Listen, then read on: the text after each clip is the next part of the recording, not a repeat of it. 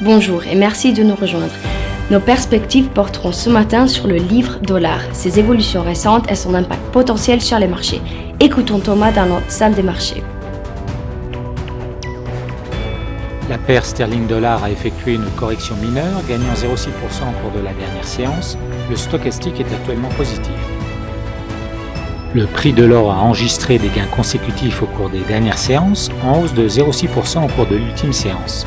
Le RSI est actuellement positif. La paire dollar-yen a montré une dépréciation régulière au cours des dernières séances, en baisse de 1,1%.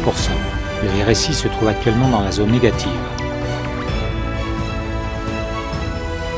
Le Bitcoin a chuté au cours des deux dernières séances, perdant 1,4% au cours de l'ultime séance. La Terre entre dans la zone de haute volatilité.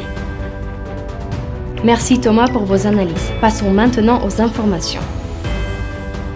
Des recherches récentes montrent que les craintes d'une récession aux États-Unis ont donné un coup de fouet à l'or plutôt qu'au Bitcoin. Les actions américaines se sont légèrement redressées après avoir perdu 3% au cours des deux dernières séances de bourse, ce qui laisse entrevoir un risque de glissement vers la récession. La consternation de l'UE face au nouveau plan du Brexit du Premier ministre britannique Boris Johnson a poussé la livre sterling à la hausse de 0,5%.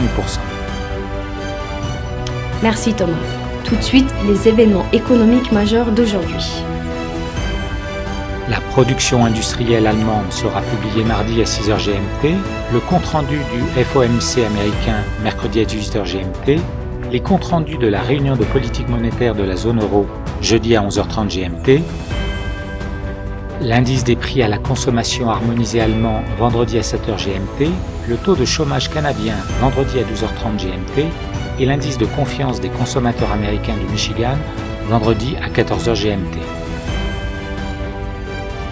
Nous espérons que vous avez apprécié nos perspectives du marché d'aujourd'hui.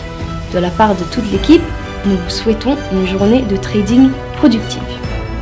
N'oubliez pas de nous rejoindre la prochaine fois pour toutes nos analyses des derniers événements et nouvelles sur les marchés financiers.